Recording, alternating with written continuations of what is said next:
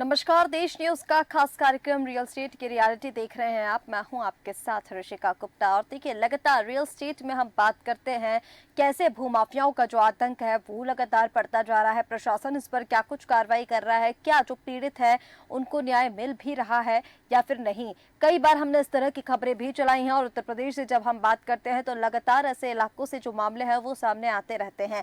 और आज हम बात करेंगे एक सीतापुर के मामले की, जहां मानव विहीन कार्य का विरोध करना एक महिला को महंगा पड़ गया और विकास खंड अधिकारी जो हैं उन्होंने जबरदस्ती उस महिला की जमीन पर कब्जा कर लिया, उस पर नाली निर्माण करवा दिया। उस जमीन पर कब्जा किया गया। पूरा मामला सीतापुर के मचरहेटा ब्लॉक का बताया जा रहा है, जहां खंड विकास अधिकारी अरुण वर्मा ने सुनीता देवी की जमीन पर जबरदस्ती नाली और इंटरलॉकिंग करवा दी। बताया गया कि महिला की गलती इतनी थी कि उसने सिर्फ कुछ दिन पहले ही मानव विहीन कार्य का विरोध किया था। अब देखने वाली बात तो ये होगी कि क्या खंड विकास अधिकारी के ऊपर कोई कार्रवाई होती है। लेकिन अगर अधिकारियों की हम यहाँ पर बात करें तो इसकी शिकायत मिश्रिख तहसील में भी की गई थी, पर तहसीलदार का कहना है कि ब्लॉक का मामला है और ब्लॉक जाने के लिए कहते हुए उन्होंने अपना पल्ला झाड़ लिया। यानी लगातार एक विभाग से दूसरे विभाग तक महिला को दौड़ाया जा रहा है। आईजीआरएस पर भी कंप्लेन की गई, उस पर अभी सुनीता को बिना बुलाए ही रिपोर्ट लगा दी गई। यानी जो पीड़िता है सुनीता देवी, उनसे बिना पूछे ही इसकी रिपोर्ट लगा दी गई। महिला ने सीएम योगी आदित्यनाथ को पत्र लिखकर कार्रवाई की मांग की है यहाँ पर।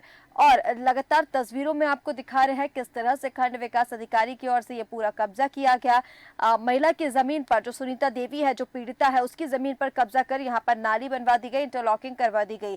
और ये सारा काम एक भूमाफिया ने नहीं जबकि एक खंड विकास अधिकारी ने किया है। देखना होगा कि अधिकारी पर कार्रवाई होती है या नहीं। जब हम भूमाफियाओं के विषय में बात करते हैं तो यहाँ पर न्याय की गुहार जो है वो पीड़ित लगाते नजर आते हैं। और हम भी शासन प्रशासन से यही कहते हैं और यही उनसे गुहार लगाई जाती है कि जो पीड़ित है उनको न्याय मिले, यानी जो गलत हो रहा है प्रशासन उस पर एक्शन ले। लेकिन अब यहाँ पर जो तस्वीरें सामने आ रही है बेहद संगीन भी इसलिए क्योंकि एक अधिकारी ने ही शिकायत करने पर महिला की जमीन पर कब्जा कर लिया और उस पर नाली निर्माण करवा दिया। और चलिए, ज्यादा बातचीत के लिए हमारे साथ लखनऊ ब्यूरो से ज्ञानेश वर्मा जुड़ चुके हैं और इसी के साथ वरिष्ठ पत्रकार नीरज महिरे हमारे साथ जुड़ चुके हैं, उनसे बातचीत करेंगे। आप दोनों का ही बहुत स्वागत है। लेकिन सबसे पहले ज्ञानेश वर्मा जी, मैं आपके पास आना चाहूंगी।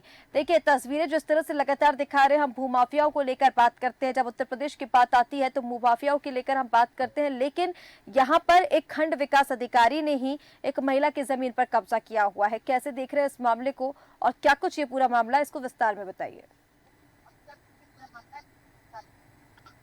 देखिए रिश्का जी, हमारे चैनल में लगातार जो है शिकायतें आती रहती हैं। उसमें आपको बता दूं कि चाहे वो बहराइच हो, चाहे सीतापुर हो, चांदपुर हो, चाहे कौशाम्बी हो, लगातार जो हम इस अपने चैनल के माध्यम से, चाहे वो अधिकारी हो, चाहे वो भ्रष्ट नेता हो, हम दिखाने का काम करते हैं। तो कहीं ना कहीं ऐसी खबरें जो है निकल के आती हैं। अब ये पूरा मामला जो है डिस्ट्रिक्ट सीतापुर में ब्लॉक मचरेटा है, वहाँ का है। अब सोचिए, वो बुजुर्ग महिला है जो कि उसकी जगह थी और उन्होंने जब उनसे अधिकारी से मना किया कि भाई यहाँ पे मत है, ये मेरी जगह है। तो हालांकि कहीं ना कहीं इन अधिकारियों को ये यूं रहता है कि मैं शासन प्रशासन का, मैं इस जगह का अधिकारी हूँ, तो मैं मानक के विपरीत भी काम कर सकता हूँ। अब किसी की जमीन में आप नहीं बना सकते, वो कोई भी हो। इसका जी, अगर आपके पास कागजात हैं और ये जगह है कि अब तो सरकारी निर्माण भी जो है सरकारी जगह पे होना चाहिए। लेकिन कहीं न कहीं उसने जब ऑब्जेक्शन किया तो उन्होंने फिर अगले दिन बुला के और उसकी जगह पे नाली का निर्माण करा दिया। अगर जगह नहीं है तो उसका कोई रास्ता निकाला जा सकता है, लेकिन अगर अगर गवर्नमेंट की जगह है, चीजें हैं, तो आपको उसको निर्माण अपनी जगह पे कराने की जरूरत है, ना कि किसी दूसरे पे। तो कहीं न कहीं रिस्का जी बता दूं कि उत्तर प्रदेश में जो अधिकारी वो मनबड़ हो चुका है। उसको ये लगता है कि मैं इस जगह का मेन अधिकारी हूँ और मैं जो चाहूंगा वही करूंगा। जबकि आपने देखा कि लगातार आईजीआरएस पे जो है कंप्लेनें आती है और अधिकारी आईजीआरएस पे जो कंप्लेनें आती हैं उनको कहीं न कहीं बहुत हल्के में लेता है, क्योंकि उनको खाना पूर्ति करके जो पीड़ित होता है, जो शिकायत करता है, उसका कोई बयान नहीं लिया जाता है। ना उसको कभी बुला के पूछा जाता है कि आपने शिकायत की है, क्या कहना है, ना कोई एफिडेविट लिया जाता है। अधिकारी सिर्फ खाना पूर्ति वहां तक जाता भी नहीं, कोई फोन भी नहीं करता है। और वो कागज आता है, उस कागज को प्रिंट आउट निकाल के उस पे अपनी आख्या लगा देते हैं कि ये अभी इस पे विचाराधीन है, अभी मामला चल रहा है, उसके बाद में आगे को पेंडिंग डाल देते हैं। तो कहीं न कहीं उन विपक्ष पार्टियों से ये अधिकारी हो या दबंग भूमाफिया वो मिल लेते हैं, ताकि उनका काम कहीं भी रुके ना और कोई भी बाधा ना उसमें आए। तो इस तरीके से ठीक है। अब सोचिए ये जो वर्मा जी हैं, अधिकारी हैं, अब खंड विकास अधिकारी है, इनको सोचना चाहिए कि भाई मैं एक ज़िम्मेदार अफ़सर हूँ, मुझे उस पीड़ित महिला को न्याय देने की ज़रूरत है। तो हुँ। रिस्का जी लगातार कंप्लेनें आती हैं, चाहे वो आईजीआरएस पे हो, चाहे मुख्यमंत्री ईमेल पर हो, चाहे फ़ोन पर हो। लेकिन ये अधिकारी इतने मनमड़ हो चुके होते हैं कि जब तक गंभीर मामला नहीं बनता है, तब तक वो नहीं सुनते और तब तक उस पर कोई कार्रवाई भी नहीं करना मुनासिब समझते हैं। बिल्कुल ठीक कह रहे हैं ज्ञानेश इसका जी, और जिस तरह से ये पूरा मामला निकल कर सामने आ रहा है, कहीं न कहीं जैसा आपने कहा और जैसा हम लगातार बता रहे हैं, देखिए अगर भूमाफियाओं की तरफ से कब्जा किया जाता है तो हम अधिकारियों के पास जाते हैं, उनके पास शिकायत लिखाते हैं, उनसे न्याय की गुहार लगाते हैं, कार्रवाई करने की मांग करते हैं। लेकिन अब यहाँ पर ये जो मामला हम पूरा दिखा रहे हैं, खंड विकास अधिकारी ने ही एक महिला की जमीन पर कब्जा कर लिया। तो बेहद संगीन ये स्थिति, क्योंकि जिन अधिकारियों के पास आप शिकायत लेकर पहुंचते हैं, वही अधिकारी अगर किसी आम व्यक्ति की जमीन पर कब्जा करेंगे तो कैसा मंजर होगा। नीरज महिरी जी, मैं आपके पास आना चाहूंगी, किस तरह से इस पूरे मामले को देखते हैं सर? देखिए जैसे मैंने पहले कहा कि जब भूमाफियाओं की तरफ से कब्जा किया जाता है तो इन्हीं अधिकारियों के पास हम शिकायत लेकर पहुंचते हैं, लेकिन जब यही अधिकारी अगर कब्जा कर लेंगे तो फिर इस पर कैसे कार्रवाई होगी, कैसे न्याय मिलेगा पीड़िता को? देखिए रिस्का जी, ज्ञानेश जी ने जैसा अभी बताया, ज्ञानेश जी चूंकि बड़े पत्रकार हैं, उत्तर प्रदेश में अपना एक स्थान रखते हैं लखनऊ में। हम्म। एक ये विकास खंड विकास अधिकारी हो या फिर आप अगर देखेंगे इससे नीचे पायदान पे एक राजस्व विभाग में होते हैं पटवारी, जिसको हम लोग लेखपाल कहते हैं। हम्म। ये दोनों ही अधिकारी अपने आप में तानाशाही दिखाते हैं, बेलगाम होते हैं। ये इनको जब तक आप इनके हिसाब से नहीं काम करेंगे तब तक ये आपकी रिपोर्ट भी नहीं लगाएंगे, जिसको हम खुल के नहीं कहना चाह रहे हैं। आप और हम और हमारे देश की जनता समझदार है कि क्या हम कहना चाह रहे हैं। इतने भ्रष्ट होते हैं ये अधिकारी। एक सुनीता देवी नाम की जो महिला हैं, इनके साथ जो घटना हुई निश्चित रूप से निंदनीय है।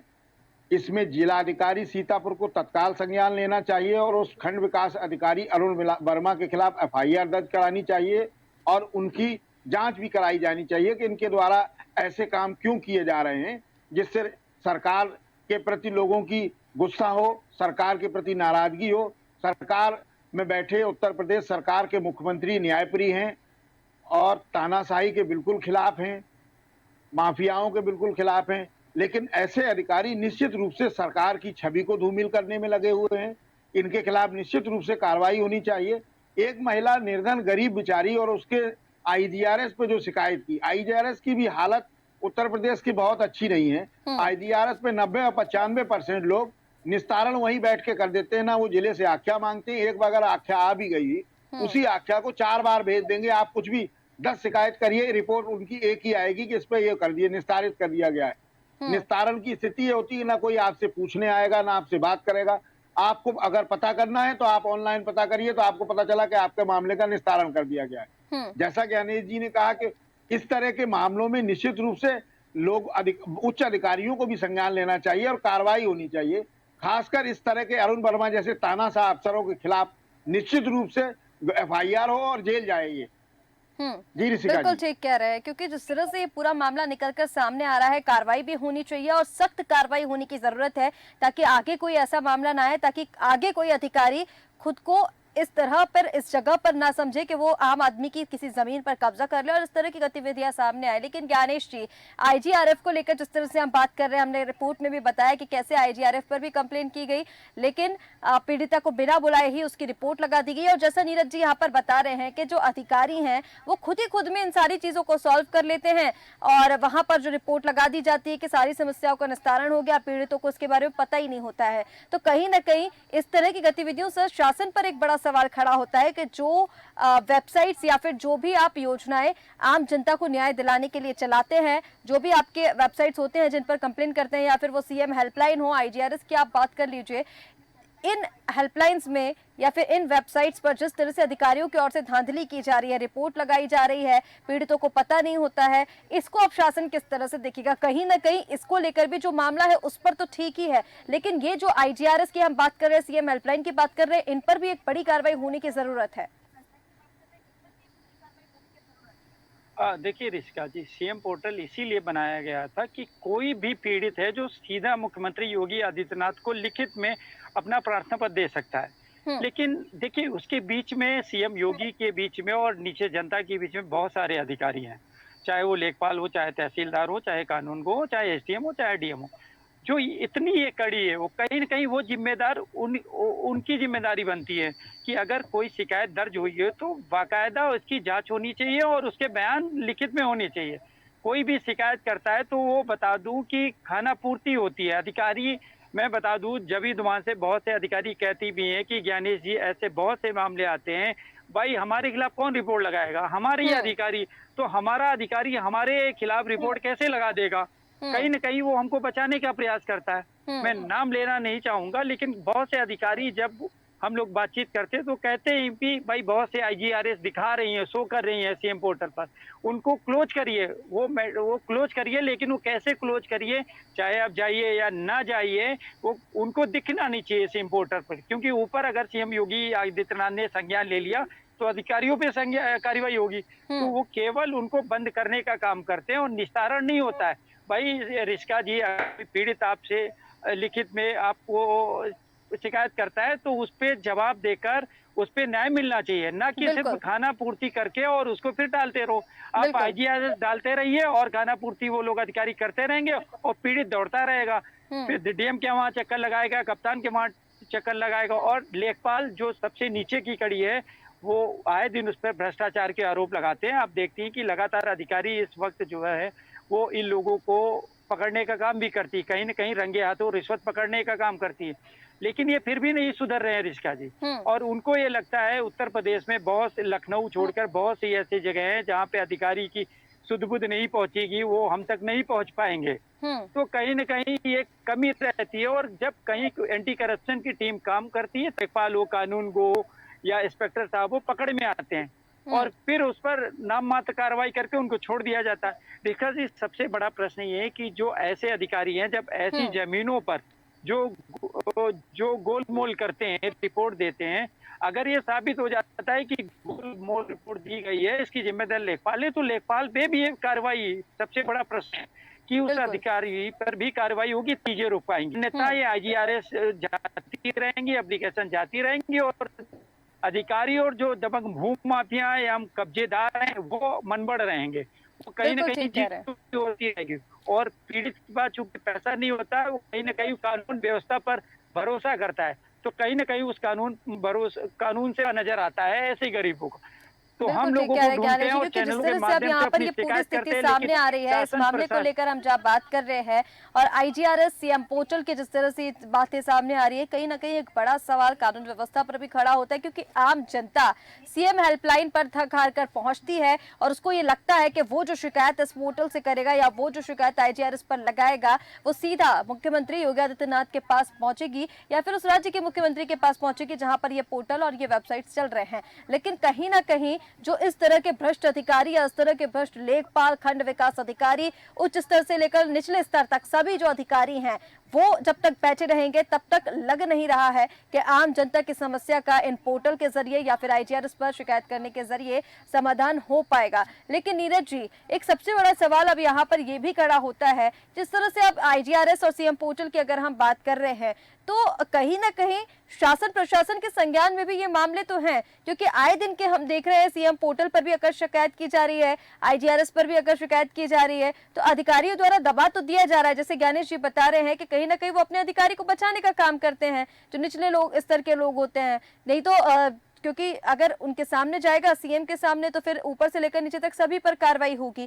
पर यहाँ पर इतने मामले सामने आ रहे हैं, क्या ऐसा संभव है कि शासन में जो उच्च स्तर पर अधिकारी बैठे हुए हैं या जो कार्यकर्ता हैं, जो नेता हैं, जिनको इस पर संज्ञान लेना चाहिए, उन तक ये बातें ही ना पहुंच रही हूं, ये संभव है?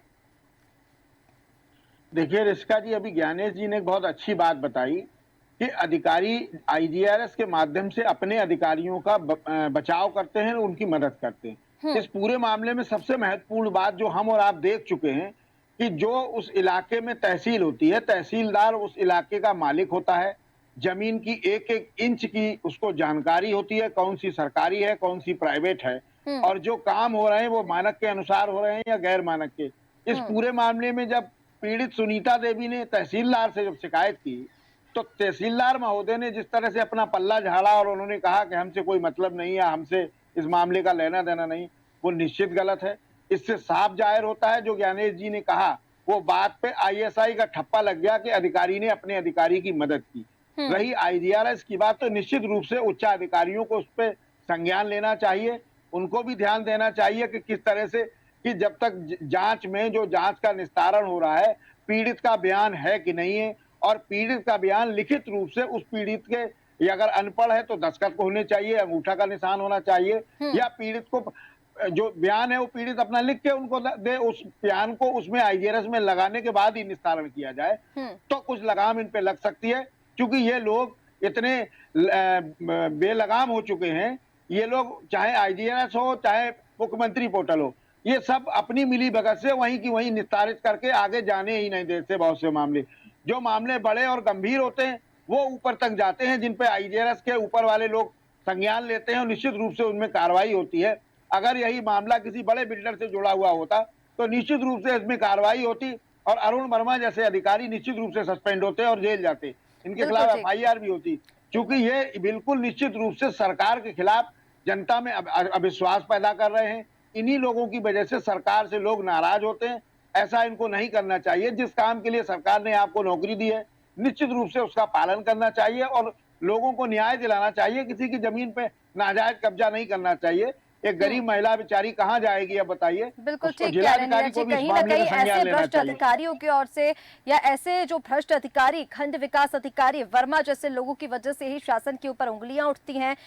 पूरी कानून व्यवस्था पर यहाँ पर सवाल क्योंकि खड़े हो जाते हैं। आईजीआरएस की हम बात कर रहे हैं, सीएम पोर्टल की बात कर रहे हैं, लेकिन कहीं ना कहीं ऐसे ही अधिकारी जो होते हैं, शासन प्रशासन की योजनाओं को, उनके किए द्वारा अच्छे कार्यों को, इन सबको लीपापोती करते ऐसे अधिकारी नजर आते हैं, जिन पर कार्रवाई जरूर होनी चाहिए। सस्पेंड करे या ना करे, ठोस कदम एक उठाना चाहिए कि इस तरह के अधिकारी और इस सिस्टम में ना आए। ज्ञानेश जी, एक अंतिम टिप्पणी मैं आपसे लेना चाहूंगी। अब जिस तरह से ये पूरा मामला सीतापुर का हम देख रहे हैं, खंड विकास अधिकारी ने जो दबंगई बताकर यहाँ पर नाली निर्माण कराया, इंटरलॉकिंग कराई, पीड़ित महिला लगातार न्याय की गुहार लगा रही है, लगातार प्रशासनिक कार्यालयों के चक्कर काट रही है, लेकिन आपको कार्रवाई को लेकर क्या कुछ स्थिति नजर आ रही है? आपको लग रहा है कि खंड विकास जो अधिकारी है उस पर कार्रवाई होगी, या फिर आपको ये लग रहा है कि उच्च स्तर के अधिकारी इस अधिकारी को संरक्षण देते नजर आ रहे हैं? देखिए रिस्का जी, इसमें जैसे बहुत ये भी हो सकता है कि डीएम महोदय की जानकारी में न हो, कमिश्नर साहब की जानकारी में न हो। अब ये पीड़ित महिला अगर वहाँ शिकायत करती है और वहाँ भी अगर टाल मटोल किया जाता है, तो कहीं न कहीं उनको ये लगता है कि नीचे का जो हमारा अधिकारी हो कहीं न कहीं सही चीजें कर रहा होगा। लेकिन ये जो नीचे के अधिकारी हैं वही बड़ा खेल करते हैं रिस्का जी। और बता दूं कि वो इस सालों से नौकरी करते हैं, उनको सब आइडिया रहता है कि कौन किसका निर्माण है और कौन किसकी जगह है। अब ये अगर वो पीड़ित महिला अगर आपको एप्लीकेशन दे रही है और मुख्यमंत्री को अवगत कराना चाह रही, तो कहीं न कहीं इस पे जांच करके क्या ये अगर चाहेंगे तो 24 घंटे में निकल के आ जाएगा कि ये सही है या गलत है।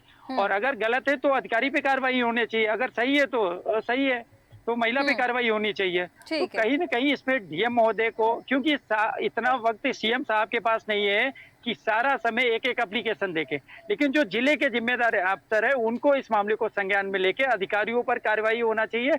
अगर नहीं है, पीड़ित गलत कर रहा है तो पीड़ित पर भी कार्रवाई होना चाहिए, इसमें कोई दो राय नहीं रिश्का जी।